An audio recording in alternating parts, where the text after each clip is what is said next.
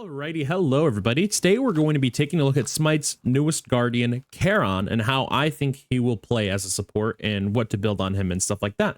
So this isn't necessarily a guide since I haven't had enough time to play him to really make a guide. So this is just kind of like a mini guide or just me giving you my first impressions and thoughts since I've played the character a little bit and what I've noticed and what I think is going to be really good on him.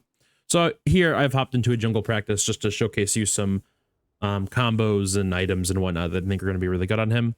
So first off, let's go ahead and take a look at his kit real quickly and talk about what I think you'll want to prioritize first on Charon and just also what the abilities do. So his first ability is a line ability that damages everything it passes through, and then if it hits a god, it stops, creating a silence AoE that does damage, and it also creates a little pool under them, and if they move, that pool follows them and it does even more damage. That silence AoE at the end can hit multiple people, which makes it really powerful. His second ability, let me just make sure I have it right here, is a debuff onto enemy gods. You hit them with it, and they get a little mark that reveals them for the map, and anybody on your team that hits them, including you, while they are marked, will grant them a health shield based off of your percent health, which I really like. So for instance, if I hit them, and then start auto attacking it, you can see I'm getting a stacking health shield until that mark goes away. Now, obviously, I don't have that much health yet, so that shield wasn't that much. The more health I would have, the higher that shield would be. This ability also reduces the attack speed of whoever you hit with it. So if I hit this Odin bot, bam, his attack speed is now reduced. With this in mind, I feel like Charon is going to be really good into auto attack junglers or really heavy dive comps. In the patch notes show, Hi-Rez said they don't think he's going to be that much of a peel support as much of as an aggressive support, and I disagree with that to an extent. I think he's good at both, but it's just a very specific type of peel.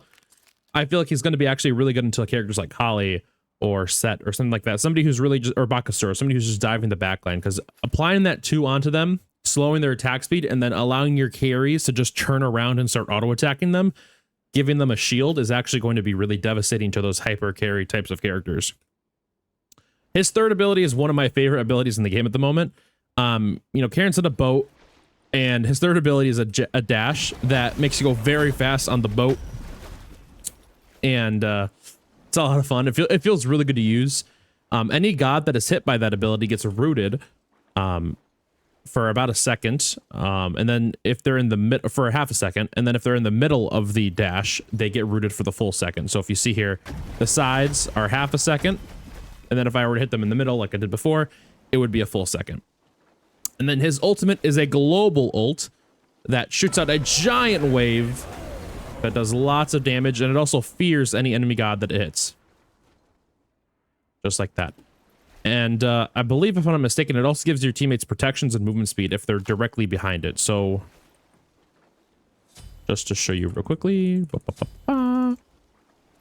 If I were to, per se, ult here, I can now dash with it because I'm so fast, and I can actually stay with it for quite some time. And while that's happening, you're gaining protections and movement speed, which is why you're able to keep up with it in your dash. So with all that in mind, I really do feel like he's going to be a really good fight starter. I feel like if you have good vision on them and the enemy team doesn't know where you are, just that combo of like getting the ult off and then dashing with it to root the enemy team after they've been feared is going to be really powerful, especially if your team follows with you and they're getting those protections and movement speed. It's going to be very nice. And it's going to be very powerful. And also, like I said, I think it's going to be really good into those auto attack junglers or those hyper carry type of junglers that just can really 1v5 late game. Simply because he can lower their attack speed, and then that shield, once you hit somebody with it, it's actually going to be so nice. Because my attack speed is not even that fast, so I could be getting a much bigger shield if I had a faster attack speed. And you saw how much of my health that was. That wasn't very big. But on a carry who has like less than 2k health or about 2k health, that's going to be very nice. Now, real quickly, one thing I want to talk about is something that I've noticed that I think is going to be very strong on Charon, is I see a lot of players so far in PTS who are comboing like this, where they hit the 1 and then rooting. I think that's a bit of a mistake, because although it does create some pools still because they're moving, the way that Charon's 1 works, it's those pools only get created if they move. So what I feel like his primary combo is actually going to be is 2, 3, and then after they start moving, then you hit them with the 1, aligned for even more pools to be created. As you can see, it does a little bit more damage that way. And I feel like that's just his better combo. Because if you root them after you hit them with the 1, that's at least 1 or 2 pools that aren't going to be hitting them. And the reason I think that's important, we'll talk about right now, because we're going to talk about items on him. Specifically, one item I want to talk about is Gladiator. Actually, a few items I want to talk about is Gladiator Shield, Soul Reaver, and Soul Gem. So Charon's 1 is, for whatever reason, is counted as a new ability every time the 1 creates a new pool. And what that means is when they move, as you can see, it's constantly proccing those items. Now, this Odin bot doesn't move very fast because he's level 1, but later on I will show you a much better example of this. But as you saw, that 1 ability already gave me a proc of Soul Gem, and it proc Glad Shield 5 times, it proc Soul Reaver 5 times. So you can imagine in a team fight where you hit that AoE on everybody and they're moving around, how much damage this ability is going to do with Glad Shield and Soul Reaver alone. And then if you want healing for the team, this makes Soul Gem actually really good on him, because if you're in your backline with your squishies and you pop your 1, you're getting almost an immediate AoE of Soul Gem. I was able to get Soul Gem to proc up to 5 times in 1v1 testings against my friend Clockletone. Meaning you're able to just heal constantly by hitting them with 1 ability. It's really funny. I don't know if this is something they're going to patch, seeing as Hi-Rez hasn't mentioned anything about it. But I do think this is going to be really strong. I do think if they do patch it, they'll probably remove the Soul Gem healing and the Soul Reaver. But I think they might keep Glad Shield for a little bit. Just because Soul Reaver can actually do up to like... I think it's when I did a testing against my friend Clock, I was able to hit him for 2,000 damage with Soul Reaver. I'll put a screenshot on the screen now, so you guys can actually see how much I was able to do with Soul Reaver, because he just built full tank. And as you know, Soul Reaver does more damage if you're attacking somebody with more health. So this is going to be very good for killing tanks. Glad Shield's going to be very good for killing squishies, but I think he definitely wants both items. Now, as for what to generally build on him, I think for starter item, you're going to be going Sentinels or War Flag just due to that aggression. Oh, you know, I didn't talk about his passive, but every time you get an assist, or not an assist, but every time one of your minions or jungle camps die, you get stacks you can pick up. Those are going to be Charon's little coins. You pick those up, you get the stacks. You back with those coins, you get max health up to 350. So you got 1 coin. And then those coins also give you 1 extra gold, which is pretty nice. Any form of free economy is always very good in Smite. So you can see I have 2 stacks. I think you want to back with a little bit more than this, but once you go back here in the fountain, you can get up to 350 health total for the rest of the game. This is permanent max health. So it's a really nice passive. If I were to have more items, that would give you almost 4k health just from items and your passive alone, which is really nice. And then with green buff, that's over 4k health. So that's the passive. But just real quickly, let's go ahead and talk about items. I think Sentinels will probably be better than War Flag on him.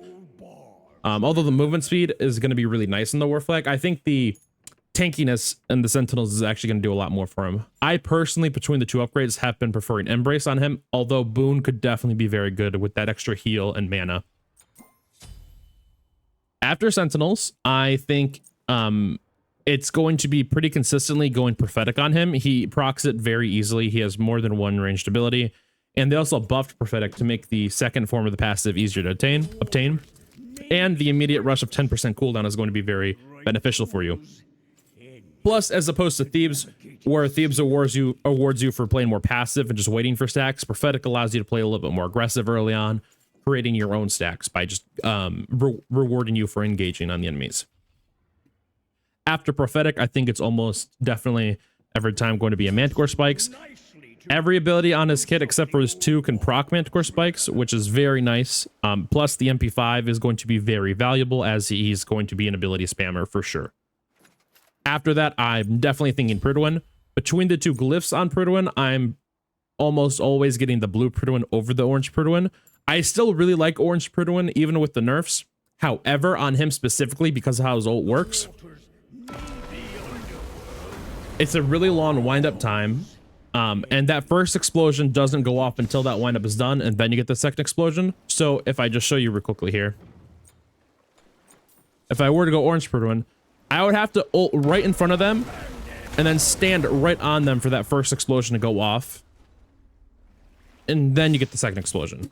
So with that in mind, I don't imagine anybody is going to be standing near a Charon while he's ulting. So I feel like this one, the blue Prudwin, and just going for the extra tankiness route is going to be a little bit better on him. Because as you can see here, if I were to go stack my prophetic cloak, with this build, we have 261 physical, 237 magical if we're alone. And then if I ult this Odin bot here, look at that health shield. Then I can use my 2 and make it even bigger. Very fun stuff with this character, as you can see. I almost had a half health shield as a tank with Prudwin and my 2. He's going to be very fun. After Prudwin, this is when I go Glad Shield almost every time. No matter what you're building on him, you want to find a Glad Shield in there somewhere. Unless if they're going like 5 mages or 5 magicals, then I probably wouldn't go Glad Shield. But even then I might consider it just because of how you can use the passive on it. But try to find somewhere to put this item in every time. You can go with second item over the Manticore Spikes if you want. However, I think Manticore Spikes just scales better when you get it earlier on. But I'm almost every game getting Glad Shield here. Now, as for your last item, you could get an Archdruid's Fury. You could get a Stone of Binding since he has lots of CC. A Spectral Armor if you want more tankiness, an Erosion, any counter build items you want like Anti-Heal. I, for one, personally, this is where I'm going Soul Reaver if I don't need anything else that's crazy. Just because being able to do that much damage to tanks as a tank is always valuable. It lets your team do so much more damage. And this is just a very fun build to go on him. For relics, I really like going Blink Sunder. But you could also go relics like Shell, Horrific, Bracer, or Frenzy. He does very good with those engage relics. So that's why I really like Blink and Sunder on him. And again, just to show you his combos real quickly. If your blink is up, I recommend doing something like this, where you blink, root them onto the fire, then hit the 1, and then if you can't hit the 2, hit the 2. But as you can see, look at all that damage we just did real quickly. 500 damage from Glad Shield alone, because we have so many prots. 800 damage from Fire Blink, 144 from Manticore Spikes, and then our ability is also to damage. It doesn't even show how much damage we did total. But look at this. That's a crazy amount of damage to do as a tank. I didn't even hit my 2. I could have done so much damage if I hit the 2 there. But just to show you again if I can do it right. I think probably, yeah, we want to do it this way. Boop, boop.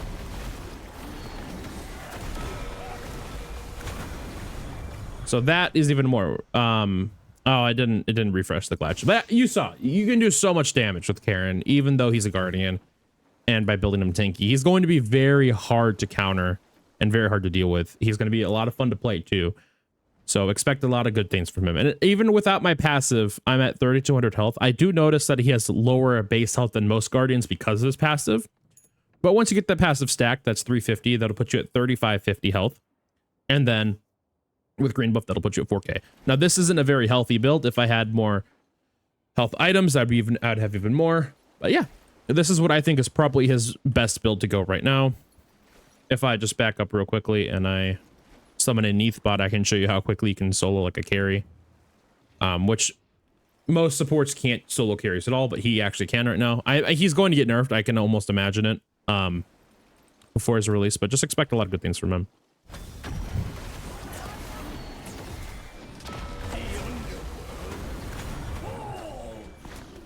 You can see that's a lot of damage to do to a carry right there.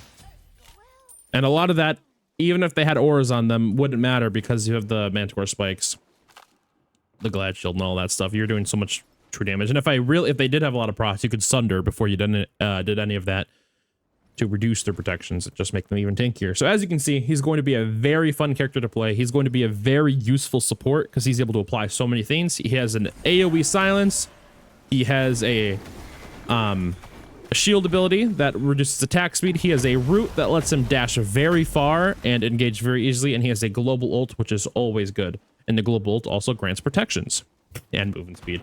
So he's going to be a fun character. Now, quickly before I end this video, I want to show you just how strong that Glad Shield interaction with the 1 can be.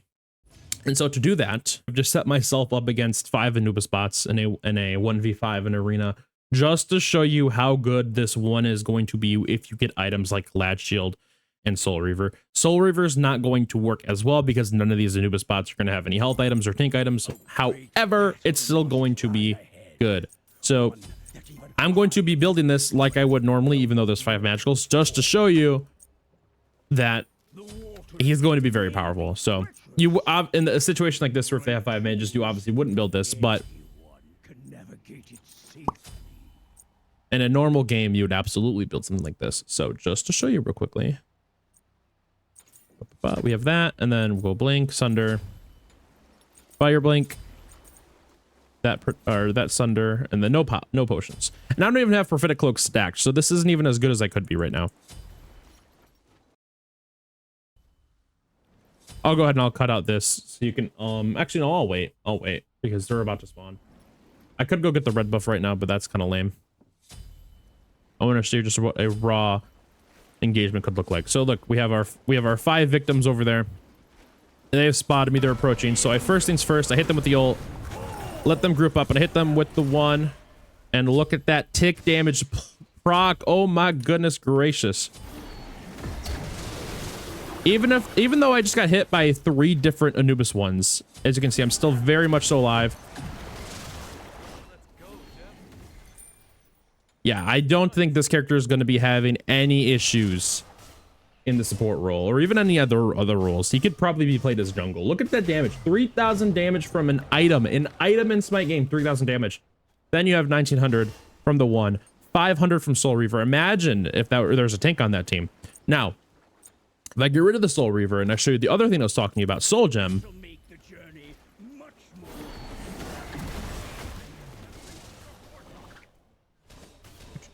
Let's get a little bit lower here. Let them group up. Now watch this. Ready? Look at that. 2, 3, 4, 5. 5 procs of Soul Gem right there. As you can see, Charon is going to be a beautiful character in Smite game. He's going to be nerfed to the ground almost definitely upon his release. So just expect that.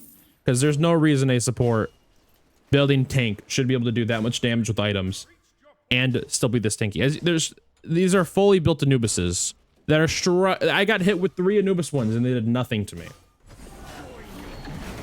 I missed. And I'm still not worried because I'm just so tanky and I give myself free shields. It's insane. Anyway, that's going to end it for this video. Hopefully you guys enjoyed. Hopefully when Charon releases, some of this stuff sticks around. Hopefully they do fix that interaction with the 1 though, or make it or nerf it a little bit if it is intentional. Just because I don't think anybody should be doing 3,000 damage with War Flag in 1 fight. So that's gonna end it for me. Please leave a like, comment, and subscribe if you enjoyed the video, and I'll see you guys later. Peace out.